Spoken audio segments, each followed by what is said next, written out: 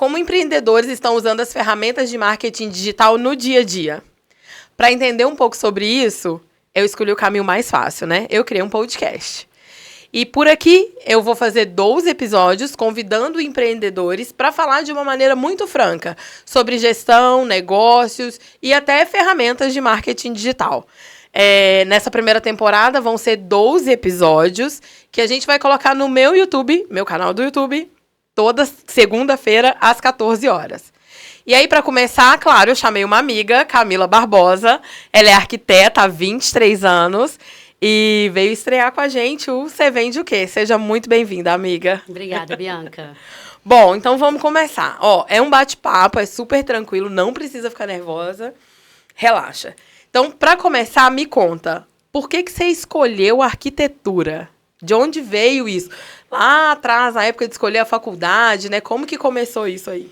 Então, na verdade, eu queria seguir a profissão do meu pai, que eu até brinco quando eu explico, né? Que ele não influenciou a gente, porque ele nunca falou da profissão dele pra gente seguir e fazer o que ele faz, né? Mas a gente sempre acompanhou ele quando a gente era criança, ainda não estava em tempo de escola, então ele levava a gente pro trecho. Meu pai é engenheiro civil de formação, especialista em transportes, né? Construtor de estradas. E então, quando chegou nessa minha época de decidir, lá no 2º grau, vou fazer engenharia civil. Só que na minha escola eu tinha uma professora de desenho. E esse ano eu ainda tive a nossa última aula de desenho de artes, né? Educação artística, né? Eu lembro. Então, ela... Da Nanã, nossa época. Isso. O povo hoje em dia nem sabe o que é. Nancy, minha professora. Eu adorava, inclusive, as aulas dela, né? E nessa aula, lá no 1º ano, um dos trabalhos, ela me perguntou o que eu queria fazer de profissão. Eu falei, eu quero fazer engenharia civil. Eu falei, mas você quer fazer engenharia civil pra quê? Porque eu quero construir casa. Aí, ela virou e falou assim, então por que você não faz arquitetura? Que era um curso que, apesar de ouvir falar... eu nem sabia que já tinha na minha universidade. Então, eu fui correr atrás. A minha irmã já estava na faculdade fazendo engenharia civil. Então, já ia aproveitar o caminho e descobri que o curso era novo. E eu tinha essa oportunidade, então, realmente, de poder fazer arquitetura e atuar na área de construção, né, de casas, Sim. que era o que eu queria fazer. E você lembra como que foi seu primeiro projeto? Você tem, assim, na memória? Primeira casa que você construiu, ou prédio, o que foi? Ou fez um retrofit? Depois que eu me formei? Depois que formou. Então, meus 8 primeiros anos eu trabalhei com patrimônio, né? Então, na área de patrimônio... Verdade. Na área de patrimônio, é difícil a gente construir algo, né? Então, a gente vai cuidar da nossa memória. Que, na verdade, cursando arquitetura, eu descobri essa minha grande paixão por patrimônio. Então, no patrimônio, a gente cuida da história, né? Um povo sem história, ele não tem nada, não tem uma boa educação, não consegue se vender bem, já que aqui a gente está falando, né? De negócio. Então, se a gente conhece quem a gente consegue até se vender para outros países, né?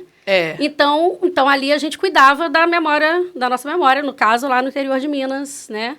De Fora, Carangola, interiorzão lá, que a gente tem em Minas de patrimônio. E depois, como a gente sabe, né? Que amor não paga conta. Eu fui para a de design, que era uma segunda opção que eu tinha, que eu também me apaixonei na faculdade. Legal. Né? Porque a gente entra com objetivo e descobre que tem um campo imenso. Apesar de conhecer a história de Brasília, não fazia ideia que o urbanista também era um arquiteto, que quem idealizava uma cidade era um arquiteto, e vai descobrindo vários campos. E aí eu fui para a área de design, de interiores. Olha, legal. Então, os meus primeiros projetos foram em parceria de lojas que eu trabalhava. Né? E assim, sozinha, eu acredito... Meu Deus.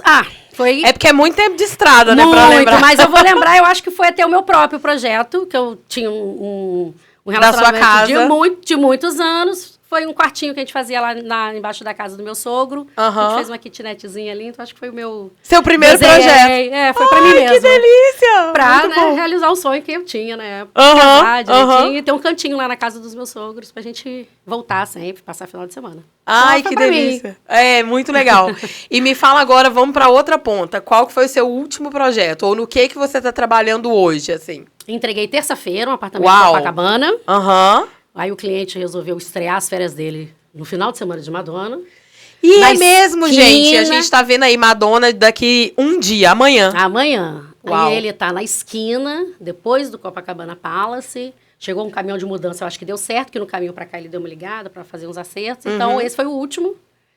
E tem um... Foi um projeto de interiores esse? Foi. Tá. Porque era uma obra que já tinha iniciado na pandemia, que ela precisou parar. Uhum. Então, esse foi um molde de consultoria, que é um outro serviço, né, que eu vendo, que é um projeto mais rápido, quando o cliente já sabe o que ele quer. Tá. Então, a gente fez uma consultoria, um apartamentozinho pequeno, o cliente já sabia o objetivo para que ele queria no investimento, fizemos e terminei a obra para ele. Então, foi um conjunto, foi projeto e execução de obra, né? O gerenciamento e execução de obra, foi completo. Excelente, e aí ele vai lá estrear, vai ver junto Madonna da janela, delícia. Isso. Sem estresse, muito bom.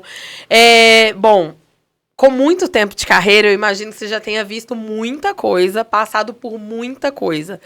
Dentro aí do seu, né, porque também eu sei que você empreende em outra área, e depois, né, a gente vai falar sobre isso num outro episódio, sobre o seu outro negócio. Mas a gente sabe, assim, a gente não vive só de fazer o que a gente faz para vender, o que a gente vende, né?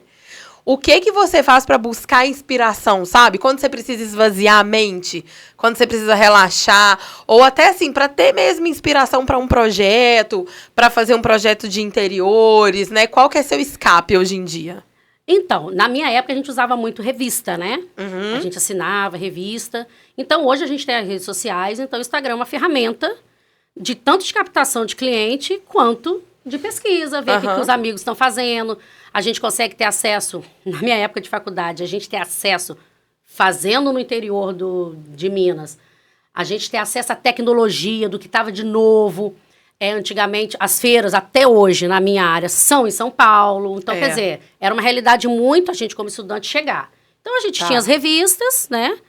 E hoje, com a rede social, tudo online. É tudo online. A gente faz pesquisa ali. E é claro que ainda existem feiras. O presencial é um diferencial, né? A gente que é, né, lá antigamente, sabe que isso, a gente sabe que na hora de ver... A gente gosta, né, eu acho que pro arquiteto tem muito isso do toque também, né? Exato. Ver um material novo, uma tendência. Você tem que estar ali pegando nas pedras, nas madeiras. Exato, eu acho que até te mostrei, eu mostro que foi uma das coisas que me chamou a atenção na última Revestir, né? Que eu tive presente, finalzinho de março. A pegada de sustentabilidade, isso é uma coisa que não vai nunca mais sair da gente, as empresas já estão pensando nisso. Tá. Passinho, tá no primeirozinho degrau, mas já é uma grande evolução. E lá eu vi uma marca, Castelato, que até é uma marca que tem um valor agregado ótimo, mas ela estava investindo na sustentabilidade, pegando resíduos de louça para fazer revestimento. Nossa. Eu acho que eu até cheguei a te mostrar a foto de um revestimento que parece madeira. Que a gente já viu uma imitação em PVC, e ele tá fazendo com resíduo. Quando você vê de longe... Aí a gente não acredita, a gente quer botar a mão, porque o cliente que não vai ter esse acesso, a gente precisa sentir, né? Para transmitir para ele, né? Transmitir para o cliente, que vai dar o resultado da gente não ter que pegar, porque o padrão que eles imprimiram nessa peça é um padrão de madeira de demolição. De madeira de lei, que hoje a gente não tem acesso. Então, pra gente passar a verdade, eu tenho que estar lá para ver, me convencer primeiro, para depois convencer o cliente. Como é que esses fornecedores dessa área, né, de arquitetura, de construção, como que eles estão usando as ferramentas do digital para chegar até vocês, que são os profissionais? Então, no meu caso, eles acham a gente nas lojas parceiras, que a gente atua, onde a gente busca esses materiais, né? E o algoritmo do Instagram é uma loucura, né? Você procura, a gente está fazendo a pesquisa para o cliente, né? Hoje é ótimo, porque na época a gente era do livro da revista, hoje o cliente pede uma coisa, a gente vai lá, pronto, dá 2 segundos. Aparecem todas as possibilidades, tudo, né? Na página do e-mail, se você está lá no YouTube assistindo, seu podcast vai aparecer ali. Então, eles estão muito antenados nisso aí. Realmente pula a todo momento. Eu tive recentemente numa visita da Pormad, que é fornecedor de portas. Menina... Só aparece Pormad agora para mim de tudo quanto é jeito, o que eles fazem. Tive recentemente, o poder do algoritmo. Exato. Eu tive recentemente no evento deles, não marquei eles em nada, mas a gente fala, né? Se eu desligar o microfone, ele tá pegando e pesquisando. Então, o meio digital hoje, eles acham a gente. Eles acham. E agora, como que vocês, arquitetos, estão usando as ferramentas do marketing digital para achar o seu cliente? O que você faz, o que seu escritório faz, né? Eu sei que você tem uma sócia que atua fora do país, inclusive. Isso. Me conta um pouco sobre isso. Então, na pandemia, a gente descobriu que a internet é sem limites. Essa já era uma realidade no nosso campo. Tá. Né? Trabalhar na área digital, manda um projeto, mas a presença do cliente tá presente, vê a gente e tal, ainda era uma coisa constante. Mas depois que ele via tudo, acertava tudo, passar as coisas por e-mail era fácil. Só que durante a pandemia a gente descobriu que isso também é possível. Para o cliente que é mais antenado e quem não era, precisou ser, porque a gente ficou um período sem saber o que ia acontecer, né? Então, a gente viu que é uma possibilidade, assim, é um campo e hoje tem arquitetos que são especialistas só em projeto online. Porque reduz custo para ele, de não ter um local, né? Também de não ter que ir até o cliente, talvez, né? Perder tempo no trânsito. As grandes cidades é uma loucura. É uma loucura. Você precisava sair do centro da cidade agora e ir pra Barra é um trânsito danado, né? Exatamente, né? E aqui no Rio a gente não tem uma rede de transporte público, eu sou uma apaixonada, é difícil, então a gente peca por isso aí mesmo. Então, a gente usa a rede social para isso. Para mostrar pro cliente, eu como executo obra, eu gosto muito, tanto que tem gente que, quando eu falo que eu sou arquiteta, a pessoa acha que eu não sou, né? Porque a pessoa acha que ainda o arquiteto fica lá no escritório. Você é engenheiro civil, né? Você trabalha como construtora. Porque como eu tô com o pé no chão ali da obra, o pessoal ainda idealiza que o arquiteto tá ali na praia, idealizando, aí dali a pouco desenha tudo. E a gente até para executar um bom projeto, eu tenho que saber o que dá certo e o que dá errado na obra. Porque papel aceita tudo, né? E obra de reforma, que é uma coisa que eu faço muito, obra do zero já dá problema, né? Por mais variáveis que a gente levante antes disso. Reforma, mais ainda. E aqui no Rio a gente tem muitos apartamentos antigos que estão sofrendo, passando por isso, né? Por reformas. Então a gente não sabe, tem prédio que não tem o histórico da planta. Então se eu não estou lá vendo o que está acontecendo, eu não consigo solucionar isso no papel, né? Porque o papel vai aceitar o que eu quiser. Entendi. Né? E na hora de executar, como é que eu faço? Eu ainda executo minhas próprias obras. E quem não executa? Não tem um parceiro de confiança. Porque a gente... Olha, eu vou te falar. A gente sempre tem isso. É meio que uma memória afetiva, eu acho que de todo mundo, né? Se alguém fala comigo assim, eu vou começar uma obra, eu penso, coitado, que pena, meu Deus. Compra bastante chá de camomila e tal. Porque já é meio que histórico pra gente, assim, a obra vai atrasar, vai dar problema, vai ficar 3 vezes mais caro. O que a gente precisa fazer pra prevenir esse tipo de coisa, assim? O que você orienta que a gente que é leigo, né, que não entende disso, não entende de obra? Que horas que a gente precisa ir conversar com o arquiteto? Antes de qualquer coisa. Porque o projeto, ele vai amenizar, não vou falar que vai acabar não, porque, né... Não acabar, imprevistos estão para acontecer. Mas reduz o dano, talvez? Reduz muito, porque uma vez que a gente fez o projeto, ele está tudo orçado, eu consigo mensurar, caso o imprevisto aconteça, como eu vou solucionar da melhor maneira para o cliente. Atendendo a estética que ele escolheu, a qualidade do produto que ele escolheu, prazo e custo. Então, o projeto antecipa tudo isso. Por quê? Aí, na hora que você entrega uma obra, que às vezes acontece, não preciso, aí a tomada não ficou do jeito, aí um nicho que queria ter ficado na horizontal, só podia ficar na vertical, ele queria na horizontal. Mas aí você já fez, aí como é que vai? Então, na hora que a gente está executando, não dá mais pra gente partir para isso. Mas eu queria assim. Ali já tem que estar tudo decidido e a gente parar para decidir só o que a gente decidiu com antecedência. Então, um bom projeto a gente vai saber usar da melhor forma o dinheiro do cliente, o investimento do cliente. Porque, né, como a gente estava conversando aqui antes, né, você ou vai casar, como foi o meu caso lá no passado, meu primeiro projeto, ou você está abrindo o seu empreendimento, sua loja, seu escritório. Então, você planejou aquilo, você tem um investimento para fazer, e eu tenho que pegar esse seu investimento e transformar no seu negócio, no seu sonho, no seu lar, né? Da melhor maneira possível, alinhando o custo, o prazo, a estética, lógico. Então, nessa hora que a gente está sonhando com o lugar, é a hora de chamar o arquiteto. Perfeito. Chama a gente para um bate-papo, porque o que acontece? Para ver até a viabilidade disso. Porque às vezes a gente pensa que é muito caro, né? Tem essa questão também. A pessoa pensa assim, nossa, mas eu vou fazer só uma reforminha. Será que o meu mestre de obra não faz e tal? Aqui no Rio, a gente tem alguns prédios que não aceitam. De fato, você precisa ter o arquiteto, o engenheiro não aceita mais. Isso. Mas ainda tem a crença que é muito caro. Só que, na verdade, a gente vai acabar economizando, né? Exato. Porque é justamente isso que a gente faz. Porque você colocando executando a obra sem conhecimento, na hora, como eu expliquei lá, na hora que dá um pepino, o cara sem ter o recurso e o conhecimento das possibilidades, que são infinitas de solucionar um problema, às vezes a gente nem tem alteração no custo na hora de solucionar. Perfeito. Porque dependendo do parceiro que você tem, você consegue trocar por um outro. Né? Às vezes ainda cria um crédito lá pro cliente, quando cria o crédito, o cliente adora. Fica feliz. Aí, às vezes, a solução que a gente deu vai reduzir o prazo dele também. Entendi. Né? Então, a gente sabe, né, que é uma mentira a gente dizer que é só para enfeitar. Não, porque a gente faz todo esse estudo.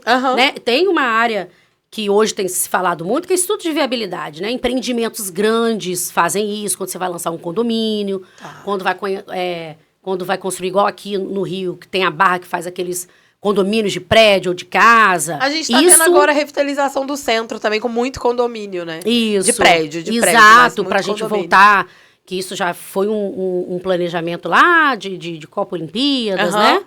A gente tem no Rio um potencial até para habitação, um negócio muito grande, prédios públicos abandonados, residenciais, hotéis que vai passar por um retrofit, né? Então, assim, bobagem achar que o projeto é o de menos na história. Entendi. E ele é o principal, porque na hora que você começa a executar obras, você tem tudo lá que você precisa. Entendi. Né? Porque são várias etapazinhas, vários fornecedores, vários serviços que a gente tem. Muita gente envolvida, né? Envolvida. Você tem algum que você lembra, assim, que foi muito desafiador? Algum projeto que você falou assim, meu Deus, esse projeto todo dia é uma surpresa, assim. Então, a gente tá nesse agora. Vixe. Né, que tem um mês, estamos vivendo que é inédito tanto para mim quanto pro escritório, que é uma coisa que eu acho importante o arquiteto ter uma empresa de confiança, e a gente, como arquiteto, fica fácil para ele. Tá. Né? Porque eu tenho um entendimento do projeto, né? Então, às vezes uma empresa de confiança, para executar a obra? E a gente como arquiteto para poder executar, né? Tá. De arquiteto para arquiteto, né? E é um desafio tanto para o escritório, que é a primeira obra grande que eles estão fazendo. É um escritório lá de Minas. Olha que legal. Né? É o primeiro empreendimento deles nessa metragem de 40 metros quadrados, e é o nosso também executando. Tá. Né? Então, a gente tem um bate-bola bem legal. Imprevistos acontecem. É um prédio que, por incrível que pareça, deve ter uns 40 anos. Tem todas as plantas deles. Não tem o estrutural, mas está tudo certo. Tá. A gente consegue fazer uma prospecção e, na hora da demolição, as surpresinhas vão acontecendo. Como já aconteceu uma viga onde não deveria estar, mas não impactou, porque estava bem no alinhamento do box. A parede que a gente demoliu para poder unir, né, para fazer uma suíte maior. Tá um cano ali de hidráulica lá que alimenta os apartamentos de baixo. Mas a gente já vai dar um jeitinho nele já. Mas apareceu ali. Então, do nada, uma surpresinha. Exato. E aonde a gente acha que não vai ter, vai ter. A gente, surpreendentemente, é um apartamento antigo, estava fechado há muitos anos, com aquela marcenaria que a gente sabe que foi feito por marceneiro, aquela madeira. Quando a gente tira, a gente não viu um sinal de cupim. Quando tirou tudo, o caminho do cupim de solo, que a gente acha que só encontra... Eu vivi muito isso na época do patrimônio, né? Mas isso dá na cidade também, que é aquele cupim que come até concreto. Né? Mas, você vê, a qualidade, que eu tenho certeza, não sei se esse projeto lá atrás passou por um arquiteto, mas o material dele é tão bom que não comeu os armários. Os armários estão perfeitos. Mas as madeiras menos nobres que a gente usa para fazer o alisar da porta, né? Os batentes para poder suportar, aquilo ali ele comeu tudo, né? Entendi. O suporte para poder botar o piso de madeira, que não é uma maneira nobre, vai ficar escondidinho, não precisa ser nobre, né? Esse virou comidinha de cupim, mas o resto intacto. Me conta aqui uma coisa, me conta um pouco desse braço que você tem em Portugal. É Portugal que você tem no escritório? Tá, me conta um pouco disso. Então, a Ludmilla, a gente se conheceu quando eu ainda fazia pós-graduação para a área de patrimônio, que era a área que eu atuava. Tá. Foi quando começou as pós-graduações online, era tudo...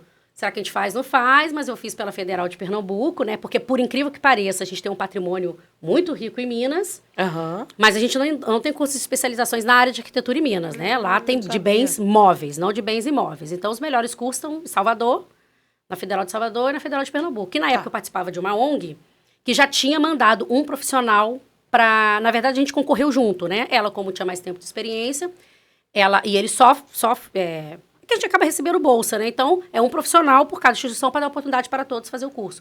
Ela já tinha mais experiência, ela ficou com a vaga na Universidade da Bahia. E acho que uns 2 anos depois, eu prestei esse para Pernambuco, que tem um convênio com a Unesco, aí ele ali, o patrimônio urbano, né? Olha, legal, aí você pensa como todo. E isso, no Nordeste, é incrível.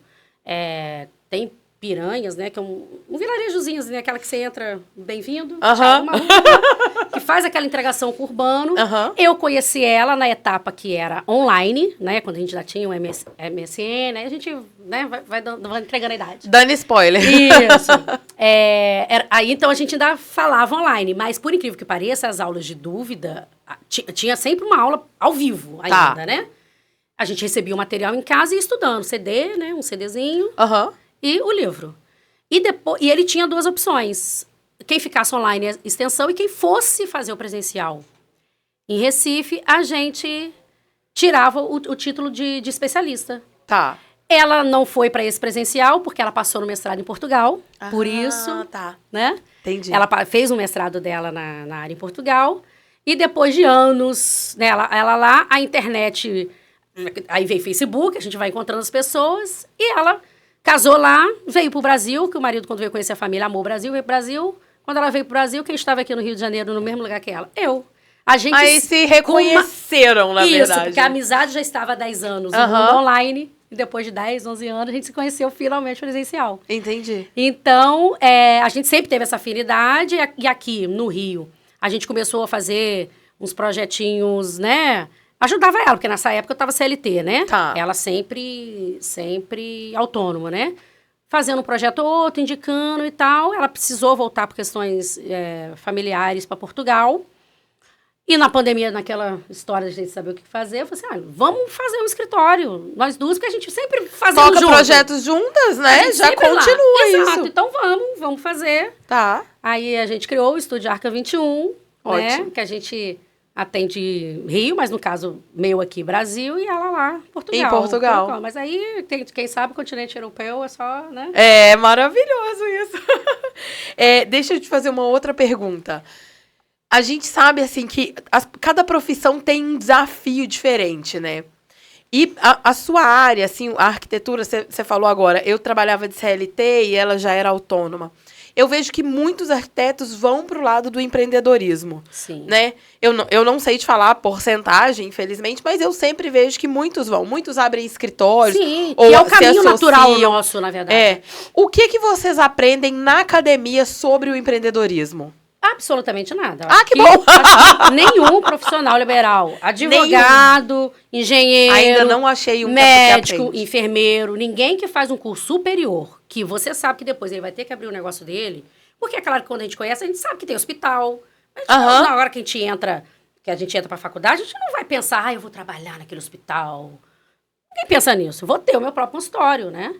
Agora, gestão, como abre o escritório, como gere, os processos.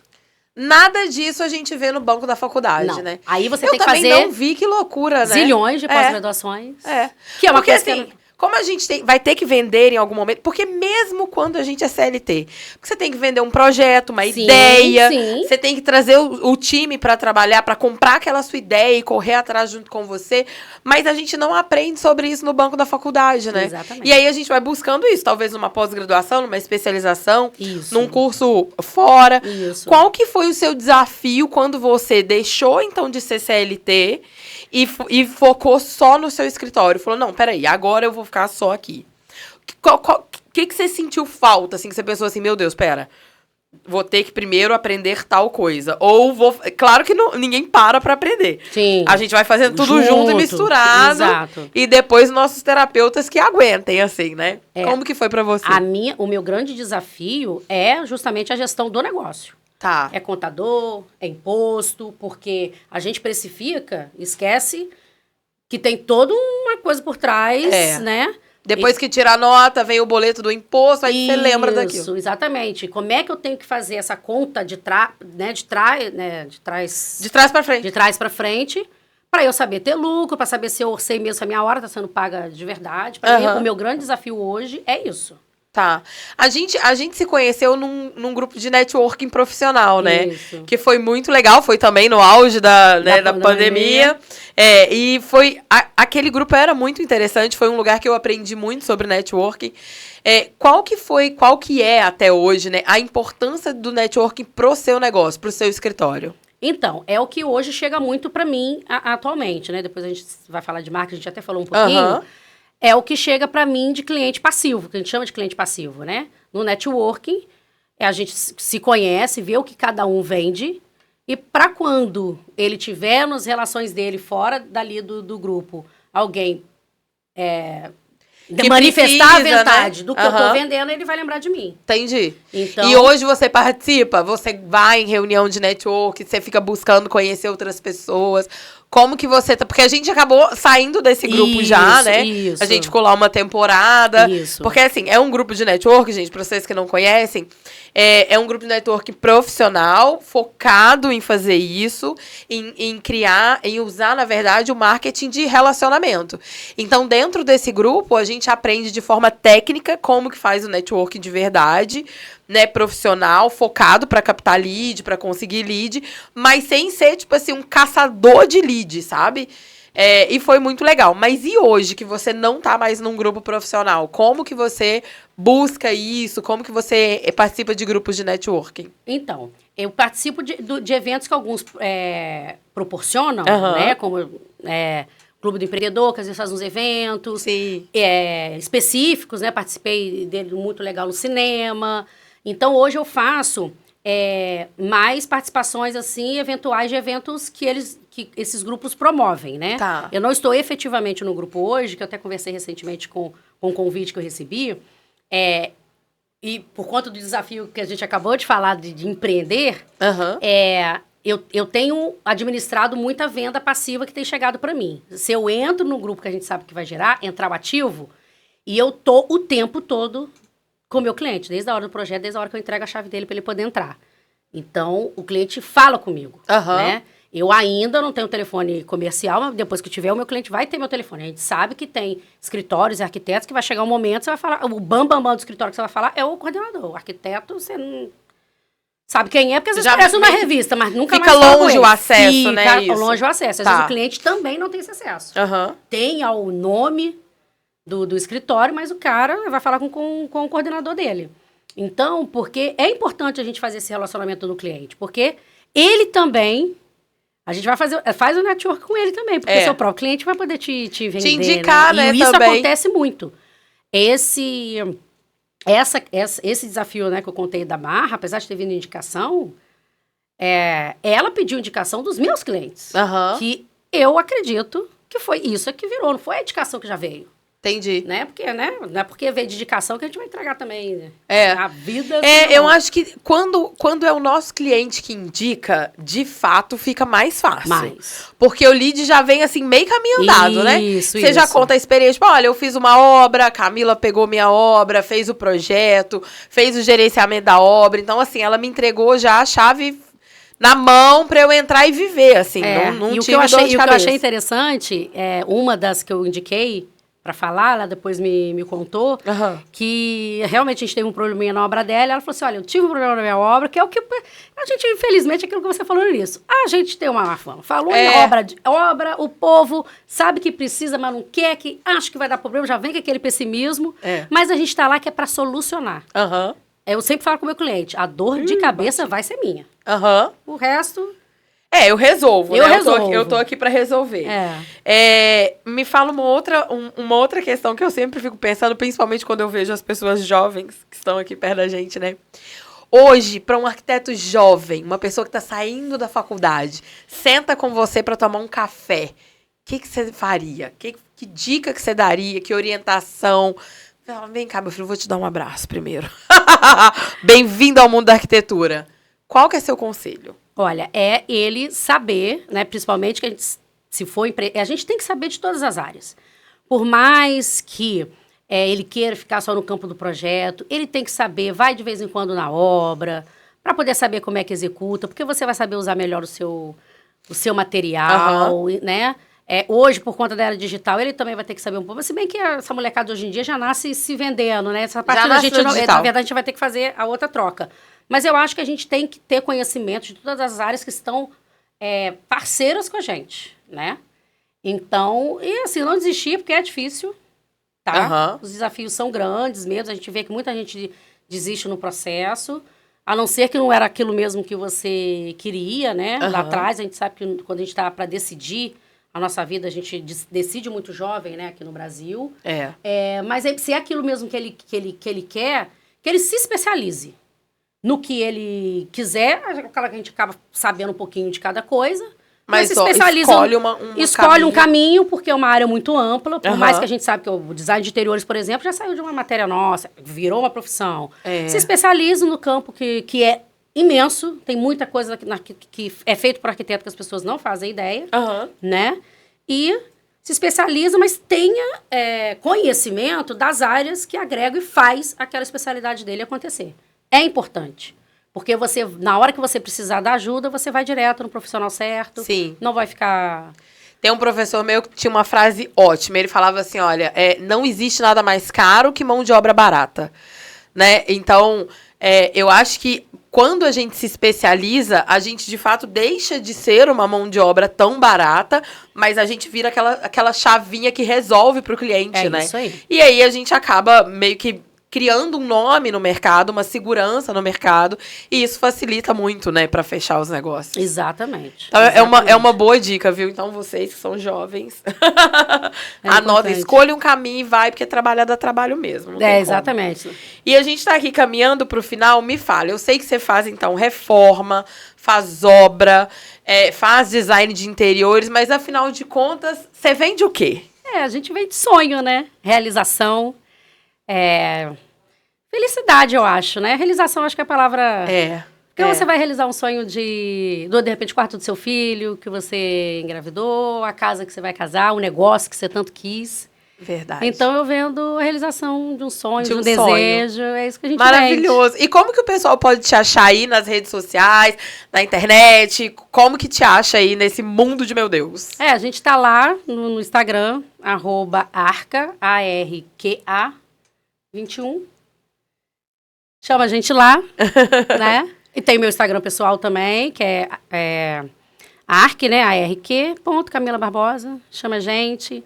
Quem tiver em Portugal, a gente sabe que tem muito brasileiro em Portugal. Muito! Fazendo dinheiro. Isso. Tem nossos contatos lá na bio, chama a Lu, chama a gente, que aí a gente vai tentar realizar aí o sonho de vocês, onde quer que seja, né? Ótimo. Qualquer lugar do Brasil, do mundo, na verdade. Do mundo, né? Qualquer lugar do mundo, porque a gente é globalizado. Isso, sendo online, a gente entrega o projeto. É isso. Bom, então, muito obrigada, amiga, por ter topado, por ter vindo participar do primeiro episódio, da estreia do Você Vende o Quê? Foi uma delícia conversar com você. Eu espero você no último episódio dessa temporada pra gente falar do outro negócio. Então, gente, ela tem um outro negócio que quem assistir todos os 12 episódios vai ficar sabendo, e eu tenho certeza que vocês vão amar. Porque um vende o sonho, o outro vende desejo. É maravilhoso, é delicioso e se complementa. Bom, esse episódio vai pro YouTube. Quer dizer, vocês já devem estar vendo, né, no YouTube, é claro. Tá ao vivo? Não tá ao vivo. Tá. A gente tá fazendo gravadinho. Mas vai pro YouTube, depois os cortes nas nossas redes sociais. Me acompanhem lá também. O meu @ é Bia em casa. Do escritório é @agência.entropia. E eu vejo vocês em breve por aí. Muito obrigada. Beijo, Bia. Adorei. Obrigada.